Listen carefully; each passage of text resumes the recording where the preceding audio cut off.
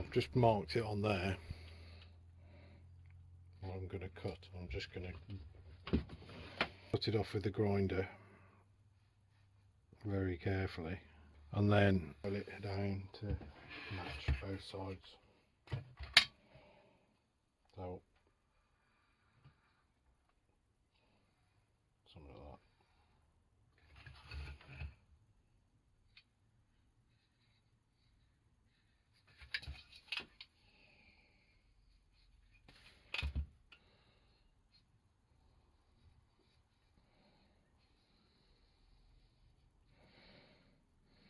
And we'll cut to that line basically, and then I'll file it back onto the line.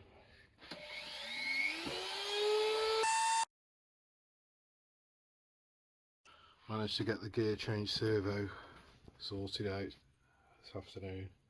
It's a little mini micro servo, made a little bracket, screws onto the floor plate, that connects onto the linkage down there. It doesn't shift that great if it's not moving, but it sometimes gets stuck when it, you know, the gears don't engage inside, I guess, or like the little slider thing doesn't go over because the gears aren't meshed. But if you just run it very slowly, I'll just run it extremely slowly now, just with a trim, just to, so we've got, oh, see it's jam there. So that's high, and then low, and if you put it sort of in the middle, you can get it to go in neutral, which will be quite fun for just revving engine. Fun. There we go. I could get it to go into neutral before. I have screwed the servo on now though, so that's probably made enough difference just to make it not do that anymore. It's just difficult. Oh, there we go, it's in neutral. So with the sound module, good to rev the engine and not go anywhere, that'll be fun. And then, yeah, just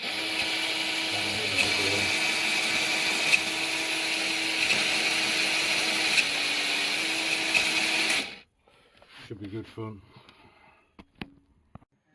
Right, this may not be a good idea, but I'm going to take the cover off this just to see if it's got any grease in it basically. And same goes for the portals. Hopefully, once I've established if it's, hopefully they are greased, and I'll just put the cover back on. That's all I'm going to do.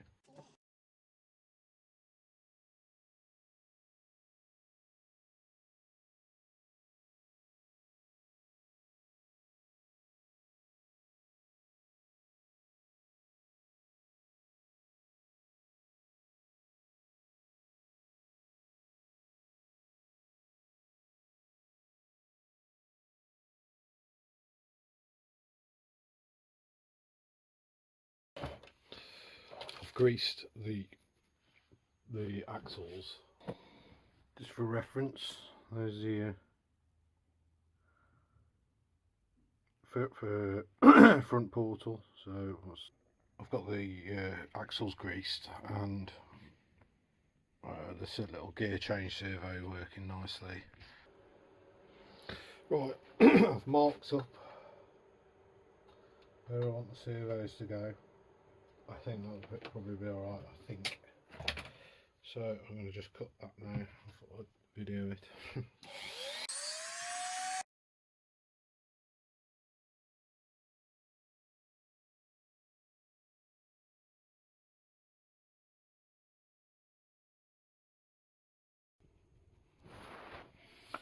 Right, so this is what I've got so far.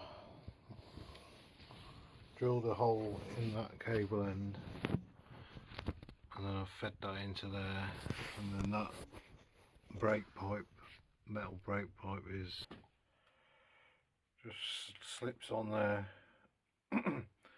comes out the top there, little bend just fits snugly in the hole there.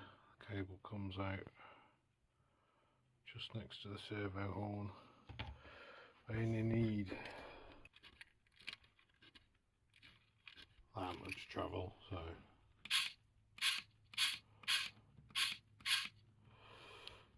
to be honest, I think the very inner servo arm's going to be about right. And what I'm going to do is I've got one of these chocolate block connectors. So this kit came with a little sleeve brass tube that you slip over the cable, and then you crimp it on to stop the cable fraying, basically give you a nice solid end on the cable that you can then put it through your clamp on your servo. So that's going to be perfect for that. Just got to figure out a way of fixing this to the servo arm. There we go. It works.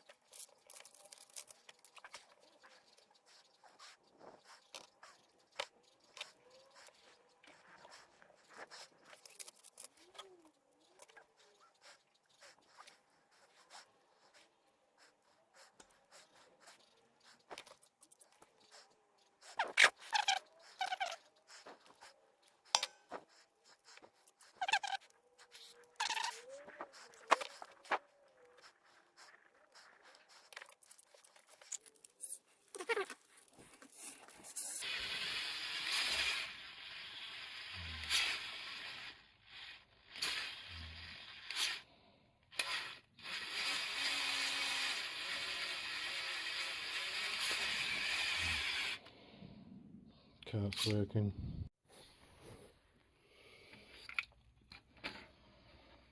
Do do do do do do do do do do do.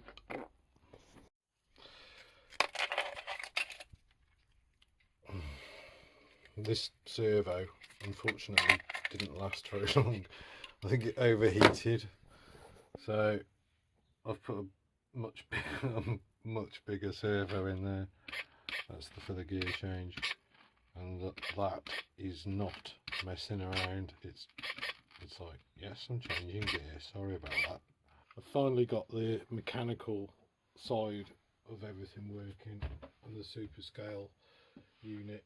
I spoke to the fella at Superscale 2020, and he basically came straight back to me, and he said that he'd managed to figure out what was going on, and he'd wrote some new firmware.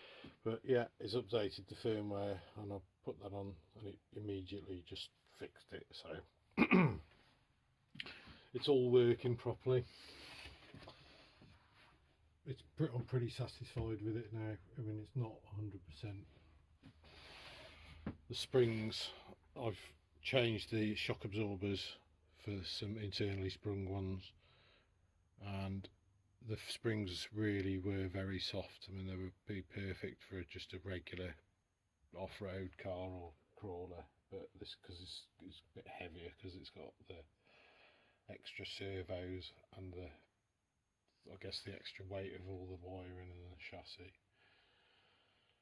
So, on these extra servos, so basically I went to TFM and I bought some springs, just various different lengths of spring. These are the original ones, and then I bought some ones that were different grades. These were the thinnest, the finest ones, and then there was some medium ones which I put in the front, and some heavy duty ones which I put in the back, and they only had 2 of each, so I bought what they had. Eventually I'll go back and I'll put some of the ones that I've got in the front here, which is pretty soft. The back ones are pretty stiff.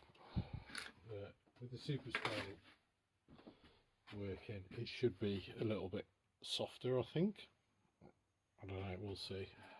Anyway, I'm going to switch it on now, so the transmitter is on. And then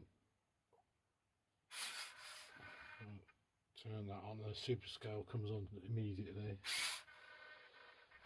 And then, oh gosh. So, right, we've got it set up so that the height is on that.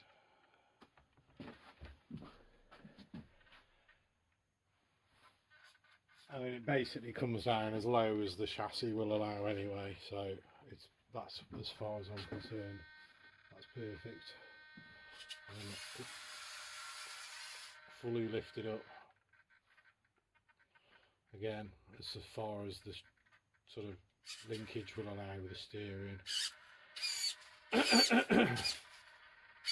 And the same with the cable for the diff lock as well. Sort of there is a limit to the amount of cable you get, so it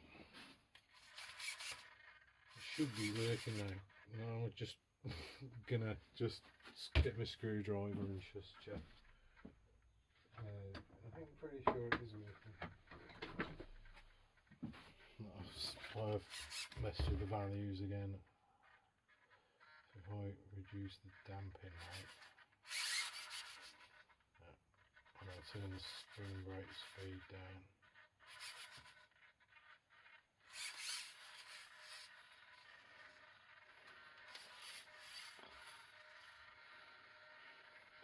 I need to come down with the height basically to allow it to have a bit of freedom in the servos.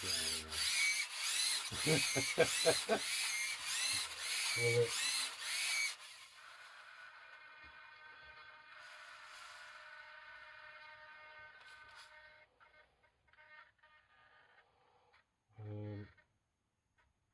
damping down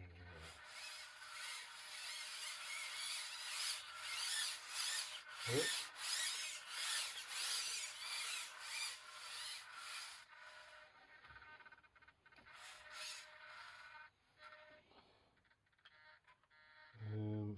Multiplier.